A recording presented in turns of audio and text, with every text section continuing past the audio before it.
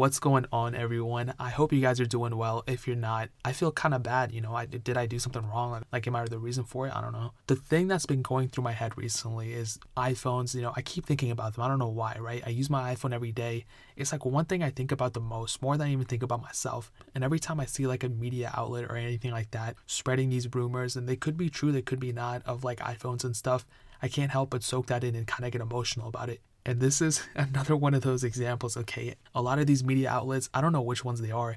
First of all, they reported not too long ago about the iPhone XR sales not doing so well, and I can 100% back that. I literally think that's the case. I think Apple and everyone really thought that they were going to sell a lot more than like the iPhone 6 and 6 Plus, or they were going to be like the most sold iPhone. I knew at the time it wasn't going to sell like amazingly amazing, but I knew they were going to sell more than the XS and XS Max. I don't know if that's still the case. I mean, Apple's not reporting their numbers anymore for their sales, but recently another report just came out stating that the iPhone XS and XS Max are not selling that well either. So there could be a possibility that Apple's kind of limiting the amount they're producing and things like that. So it could mean that generally in the short term, Apple's stock price will probably go down a little bit more, maybe. This is all assumption. I'm not a stockbroker or anything, but their total evaluation will probably go down. But in the long run, I'm pretty sure they're going to bounce back. And this is kind of what leads me into their long-term point of view. I mean, one of the stipulations and one of the things that Apple kind of has going for it is like, they used to be a really great company, but now they're just trying to penny pinch and trying to make a bunch of money off people instead of trying to make a really dope product. And, I kind of believe that too. I mean, there was a time, I think like the iPhone 6S, 7, 8-ish range. I think that was like the best range. I would even say from like the 5S to the 7, that was about when they were really like pushing things and pushing boundaries. Then the iPhone 10 came, and that was pretty big too. But then the 10s, they kind of like did more of the same. So what I'm trying to say is that next year's iPhone will have to be amazing for them to kind of change this reputation that they have of like penny pinching and just doing the same thing over and over again and expecting like different results. Because ultimately, that's one of the huge complaints. I mean, that's like one of the most commented things I see on like all my videos. Everyone's like, man, why would I go upgrade to an iPhone 10 or 10s when my iPhone 6s is still super fast? Or why would I go to a 10R when my 6s Plus is still good, and things like that. And that's a common thing that I see, and I 100% back that. My opinion is like, if you have an older iPhone, there's really not too much pushing you to go and upgrade. Even if you have an iPhone 10, there's no point in getting a 10s. Getting a 10R from a 10 is kind of a downgrade. I still have my iPhone 10R. I don't even use it. It's literally been sitting on my desk for like 4 days. But really, this all has to do with Apple having to make the next iPhone amazing, and it has to be like a crazy redesign. So not even a redesign, but it has to bring some features that the current generation of iPhones do not have. Now, obviously, these next iPhones are not going to bring a home button. They're not going to bring anything like that. But what I'm thinking is that it could potentially bring Touch ID back. And I made a video not too long ago talking about this and addressing it. But I do genuinely believe that if Apple wants to change this reputation, everything, they're going to have to put an in-screen built fingerprint sensor. I said that kind of weird, but think about it. OnePlus 6T, they were able to do it. Samsung's doing it next year with the Galaxy S10. I'm almost 99% sure they're going to do it. So Apple, if they don't acquire and they don't attempt to even do something like this, they're going to completely fail for next year's release, I believe. I mean, if they don't do something like that, I'm going to be totally saddened, because they have the technology, the technology exists, things like that are already happening.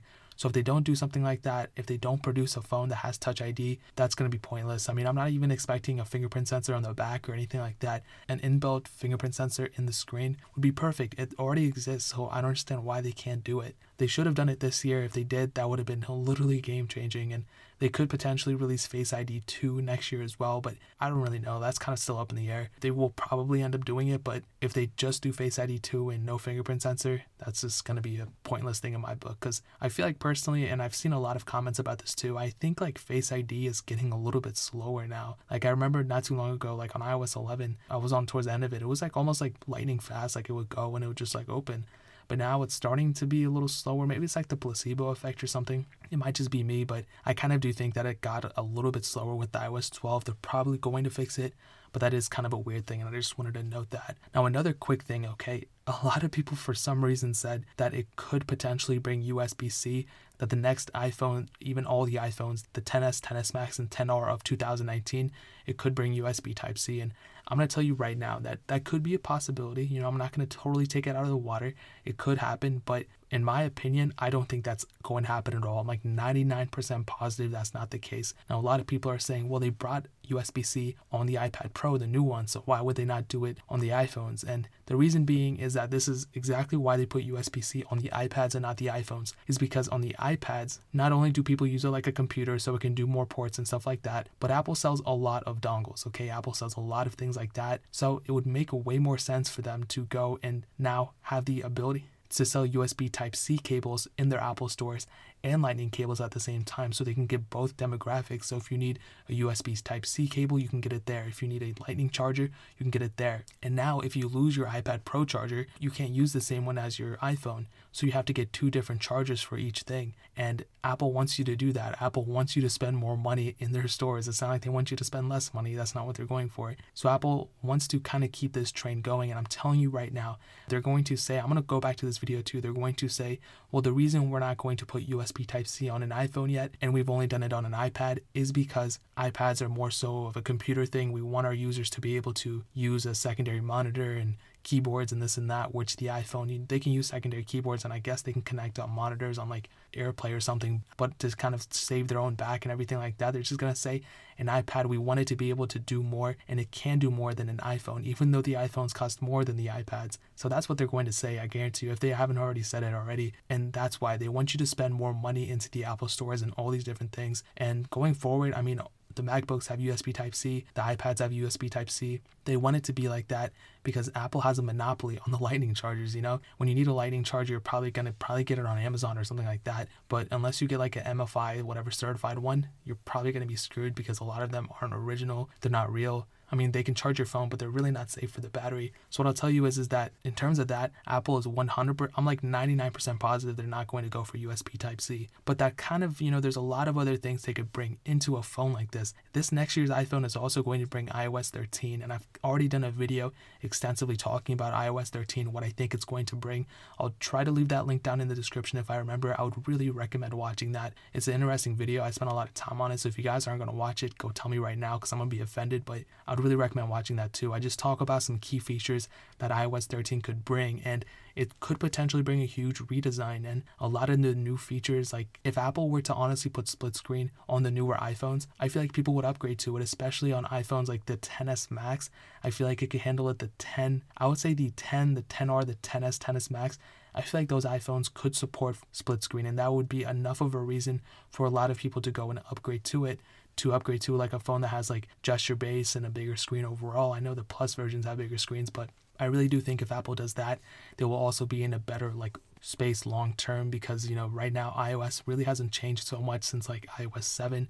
I mean, they've made improvements. I mean, iOS 11 was a pretty big improvement in terms of the features it brought. It just wasn't that stable. iOS 12 fixed it a little bit, but I mean, even compared to Android, it really lacks in a lot. I mean, split screen, I want split screen on my phone. I want dark mode. I want like all these other things, a new volume indicator. Like I'm sick and tired of looking at all these things, the same exact thing every single year. So hopefully next year with iOS 13, Apple will actually go not only implement new hardware, put Touch ID on their phones and everything like that, but also increase the software, make it a little bit better. We have all these abilities on our phone to be able to do all these crazy things. Why can't our iPhones do like as crazy of stuff as Androids can do? I know we have like iMessage and FaceTime and things like that, but Android does a really good job at a lot of different things, and iOS, it looks like they do amazing things, but not that many amazing things, you know what I mean? Like FaceTime, iMessage, and that's pretty much it. I mean, what else can an iPhone do that's exclusive to iOS? And that's just kind of like a general question. I mean, I know a lot of things are amazing on iPhones, but that's kind of what I had to say. I really do think in order for Apple to kind of save face in the long run, they will actually have to go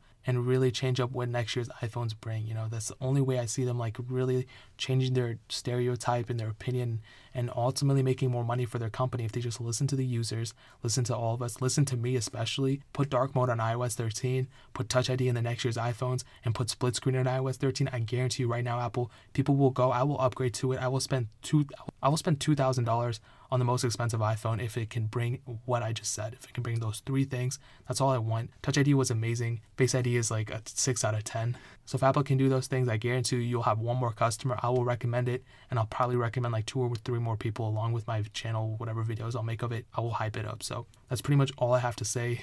I do have one more quick announcement. I'm doing a giveaway, all right? I haven't really talked too much about it, but in the next coming weeks, I'll probably say December, I'm going to do a giveaway. It's going to be crazy. I wasn't going to talk too much about it, but I'm going to be giving away probably an iPhone every week. So a lot of people complained before I took too long, this and that. And next month, I'm going to try to give away an iPhone a week. So we'll see how it goes. I think it's going to be really fun. I'm pretty excited for it. So keep it locked down on the channel. Hit the subscribe button so you guys don't miss that video when it does drop. But yeah, that's pretty much it. Leave some comments in the comment section. Tell me what you think. Do you think that next year's iPhone is going to be good? Do you think it's going to be all right? Do you think Apple's not going to listen to the consumers and customers anymore? What do you think they're going to do? All right, I'm going to listen to you. If nobody else listens to you, I'll listen to you. So leave some comments down there. Hit that like button though. That'll mean so much. But definitely hit that subscribe button. Every single subscriber we get really does count. So it'll mean so much if you guys could hit that. Also check out the other links down in the description as well. My Twitter, my Instagram, my second channel that's also linked down below. I would really appreciate if you guys could go check that channel out too.